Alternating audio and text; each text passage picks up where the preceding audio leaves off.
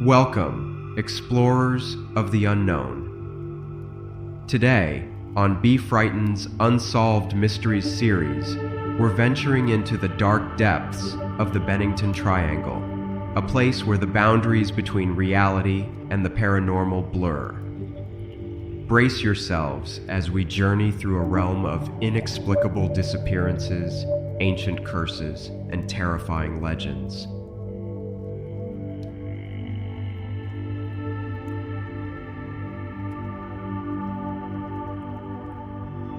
Nestled in the heart of the Green Mountains, near the borders of Vermont and Massachusetts, lies a small yet ominous area of land renowned for a myriad of bizarre and unexplained phenomena.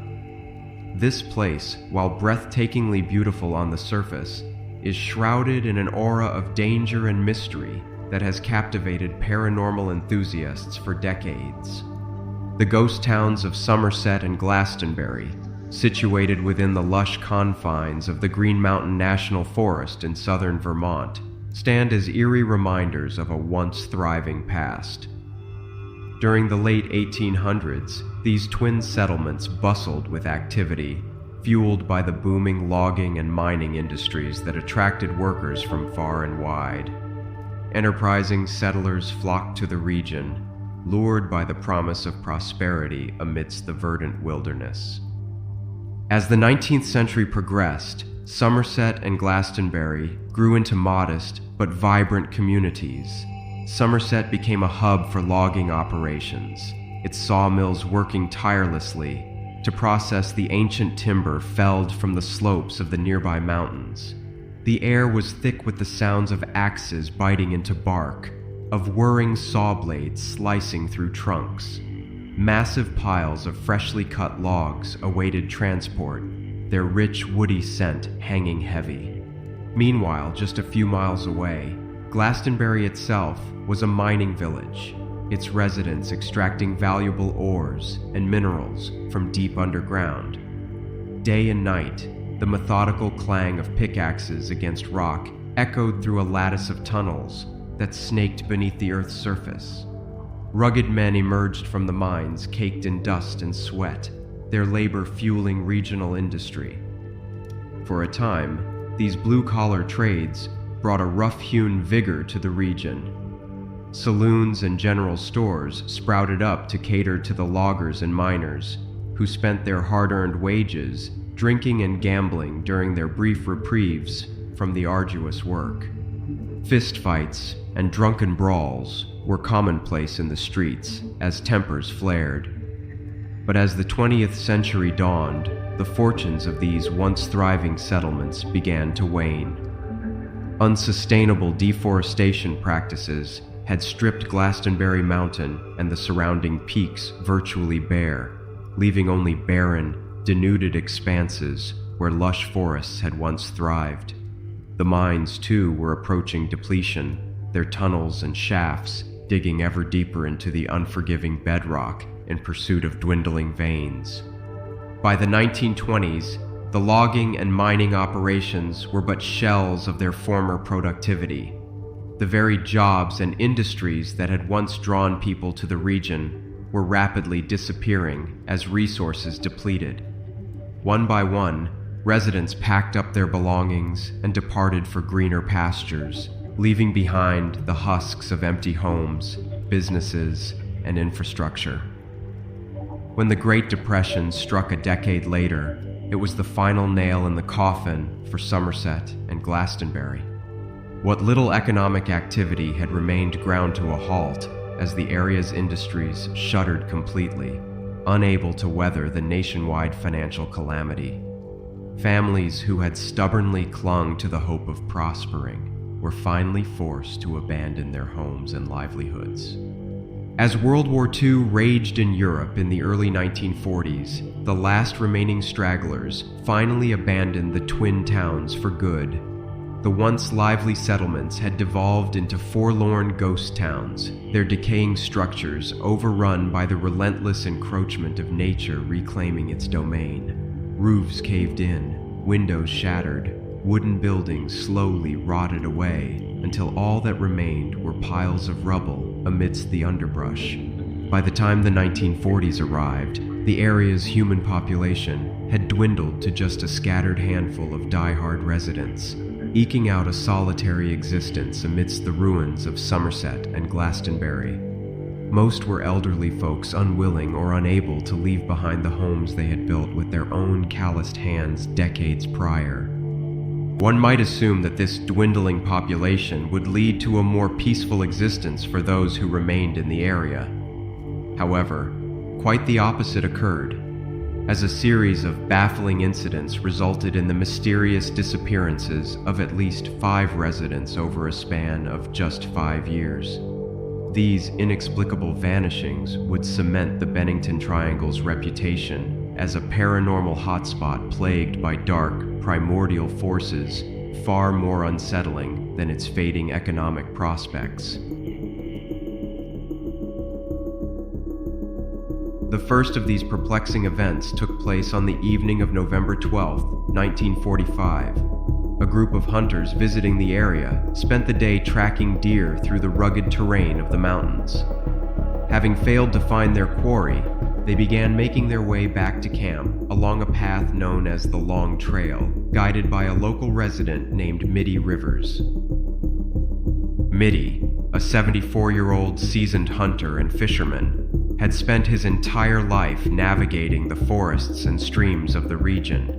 As the group neared their camp, Mitty suddenly quickened his pace and disappeared into the undergrowth ahead, leaving the others bewildered.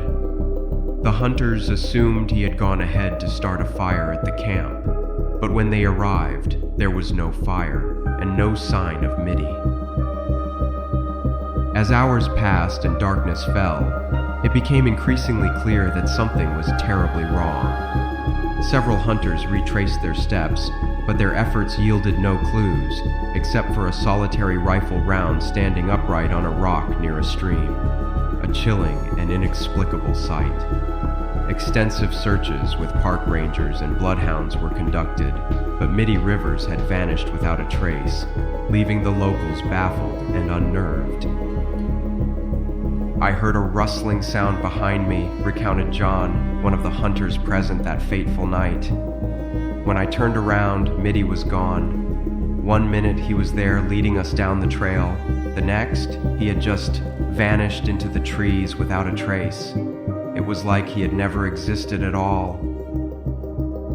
How could one of the most experienced hunters in the area, a man who knew these woods like the back of his hand, simply disappear into thin air? The mysterious vanishing of Mitty Rivers would be just the first in a series of baffling incidents that would cement the Bennington Triangle's reputation as a place of dark, primordial forces. Just as the community was coming to terms with this unsettling loss, another incident occurred on the same trail a year later, reigniting fears and fueling speculation about a sinister force at work in the region. On December 1st, 1946, Paula Welden, an 18-year-old student at Bennington College, set off for a leisurely hike along the Long Trail. Donning a bright red parka to protect herself from the biting cold, she was seen by several witnesses, including an elderly couple who watched her disappear around a bend in the trail as the gathering darkness enveloped the forest. "We saw the young lady in her red coat just strolling along the path towards us," recalled 83-year-old Everett Woodworth, who was out walking with his wife that evening. "But then she rounded that corner up ahead and, well, she never came back out. We waited for what felt like hours, but she just vanished into the night without a trace." When Paula failed to return to the college the next day, the alarm was raised and a massive search effort was launched. With the Vermont State Police still in its infancy at the time, help was sought from neighboring states, and a staggering 600 volunteers joined the search, spurred on by a $5,000 reward. Despite their efforts, not a single shred of evidence was uncovered. Paula Welden had vanished into the wilderness without leaving a trace, her fate as mysterious as the forces that seemed to govern this cursed region. But these events were merely the beginning of a series of inexplicable disappearances that would further fuel the legends surrounding the Bennington Triangle. On December 1st, 1949, exactly 3 years after Paula Welden's disappearance, another bizarre incident occurred. James Tetford, a veteran resident of the Bennington Soldiers' Home, boarded a bus to return home after visiting relatives in St. Albans. Witnesses confirmed seeing him board the bus, but when the vehicle arrived at its destination in Bennington, Tetford was nowhere to be found. His belongings were still on his seat, and an open bus timetable lay on the vacant spot where he had been sitting.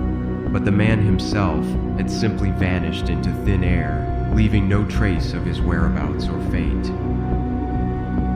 "I saw him get on the bus clear as day," stated the driver, William Hale. "Tetford was one of my regular passengers, been riding my route for years. But then when we pulled into Bennington, poof, he was just gone, plumb vanished into thin air, and nary a soul saw how it happened."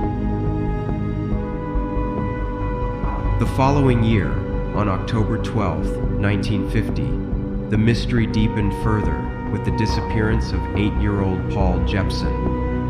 Paul's mother had left him in their truck while she tended to their pigs, but when she returned, the young boy was gone.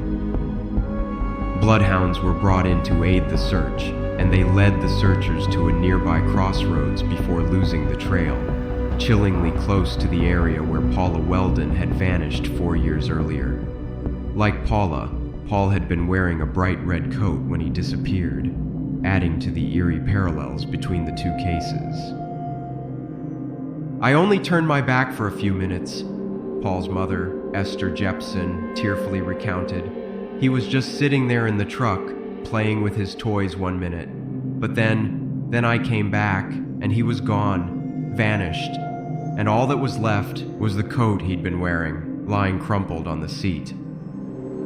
2 weeks after Paul Jepson's disappearance, another incident occurred that would further cement the Bennington Triangle's reputation as a place where the boundaries between reality and the paranormal blur. Frieda Langer, a 53-year-old woman, was out walking with her cousin, Herbert Elsner, in the woods near Glastonbury Mountain. During their hike, Frieda fell into some mud and went back to their camp to change her clothes, promising to rejoin her cousin shortly. However, when she failed to return, a search was initiated, but no trace of her could be found. For 7 long months, the search for Frieda Langer continued, with hundreds of volunteers and even aircraft scouring the area for any sign of her whereabouts. Finally, on May 12, 1951, her body was discovered in an area that had been searched multiple times during the initial efforts, a chilling revelation that only added to the mystery surrounding her disappearance. "We'd gone over that whole area with a fine-toothed comb, time and time again," Herbert Elsner stated, his voice heavy with bewilderment. "But there she was, just lying there like she'd been dropped from the sky. It made no damn sense at all." If 5 disappearances in as many years weren't suspicious enough, several worrying factors suggest a deeper, more sinister connection. All the vanishings occurred within a tiny area, during the winter months, and within yards of witnesses. Despite extensive searches involving hundreds of people and the latest technology of the time, only one body, that of Frieda Langer, was ever found, and even then, the circumstances surrounding its discovery were shrouded in inexplicable mystery. But what could possibly explain these bizarre incidents? What malevolent forces were at work in the isolated wilderness surrounding Glastonbury Mountain? For decades, the Bennington Triangle would fuel countless theories and legends, each more chilling than the last. One of the most enduring explanations points to the area being a nexus of interdimensional gateways or portals to other realms of existence. This theory finds its roots in the ancient Native American folklore warning of Glastonbury Mountain as a cursed, haunted place where the barriers between worlds grow thin. According to Abenaki legends passed down over centuries, the mountain was said to be the point where the four winds converge, a nexus of powerful spiritual energy. It was here that an enchanted stone altar rested at the summit, capable of opening rifts in the fabric of reality itself. Anything that dared step upon this accursed stone would be swallowed into the abyss, transported to a realm of eternal darkness, from which there was no escape. The evil spirits that dwell within Glastonbury Mountain, they hunger for human souls to torment and torture for all eternity. Abenaki elder Wilfred Dennis once warned, "The howls and shrieks of the damned can be heard echoing from its unholy depths on the night of the full moon, when the veil between our world and the underworld is at its thinnest." Could it be that the ill-fated hikers, hunters, and residents who vanished were unfortunate enough to stumble upon one of these interdimensional gateways, their bodies and souls cast into an abyss of eternal suffering, never to be seen again in our plane of existence? The similarities between their disappearances, all occurring within a tiny area surrounding Glastonbury Mountain, would certainly lend credence to such a theory. Others point to more contemporary, if no less unsettling, explanations for the vanishings. Over the decades, there have been numerous reports of strange lights, craft, and beings witnessed in the skies above the Bennington Triangle. Could extraterrestrial forces be responsible for the baffling incidents? In the summer of 1967, a family of 4 claimed to have encountered a massive, silent craft hovering over a field near Glastonbury. As they watched in awe from their vehicle, a bright beam of light emerged from the craft, sweeping over the ground below in an almost purposeful manner. When the light receded, the craft shot off into the night sky, leaving the witnesses shaken and convinced they had seen a UFO of extraterrestrial origin. Just a few years later, in 1971, a lone hiker reported seeing 2 humanoid figures dressed in tight-fitting suits observing him from a ridge on Glastonbury Mountain. As soon as the startled man shouted in their direction, a blinding light engulfed his vision, and when it dissipated, the figures had vanished without a trace. Such encounters have continued in the decades since. Strange lights maneuvering erratically in the night sky, unidentified craft hovering silently over remote areas, and even claims of alien beings sighted in the dense woods and underbrush. Could the Bennington Triangle be a hotspot not just for paranormal activity, but for visitations and perhaps even abductions by extraterrestrial intelligence? Of course, there are also those who attribute a much more terrestrial, if equally as chilling source for the disappearances, a nightmarish possibility that a deranged serial killer has been using the area's desolate wilderness as a private hunting ground for decades.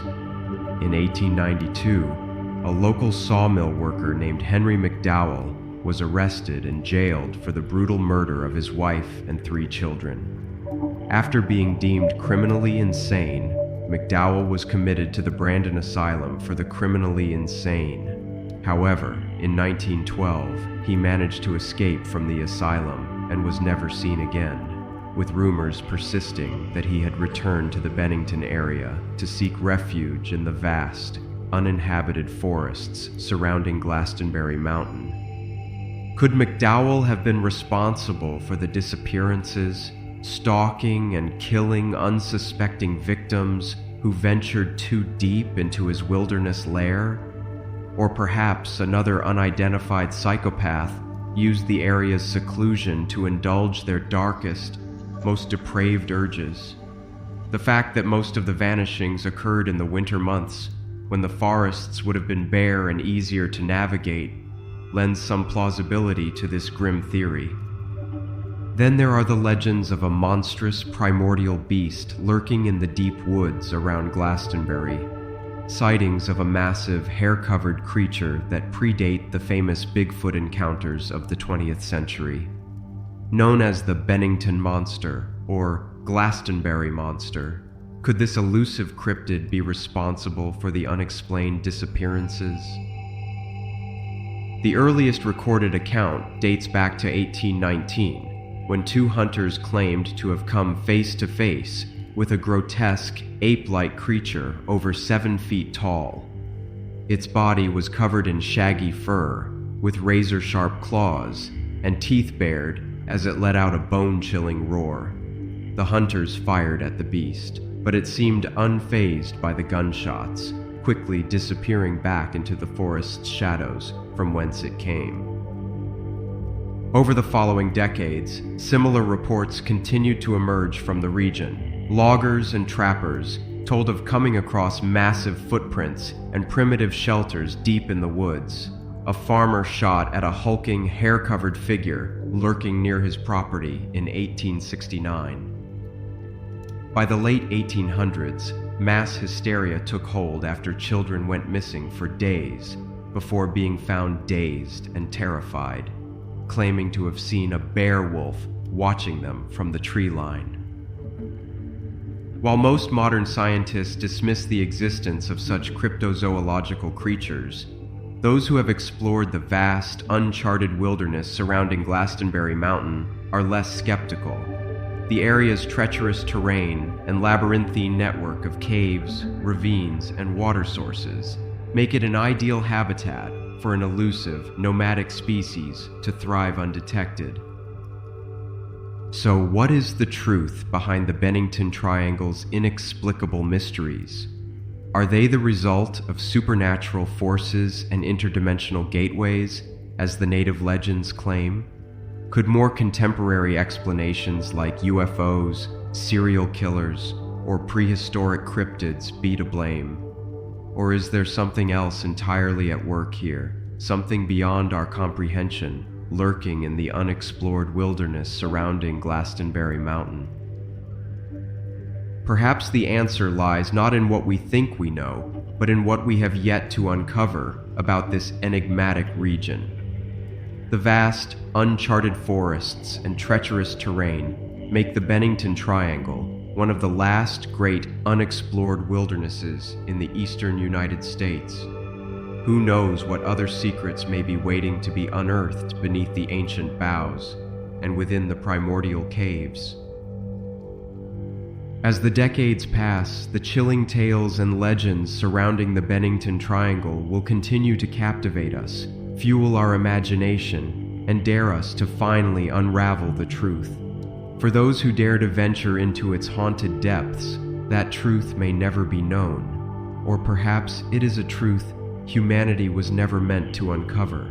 One thing is certain: the Bennington Triangle is a place where the boundaries between reality and the paranormal grow perilously thin. A place where the unknown awaits around every bend in the trail, every twist and turn through the shadowed forest, where the veil separating our world from what lies beyond shimmers and wavers like a mirage, tempting the foolhardy to pierce its gossamer barrier.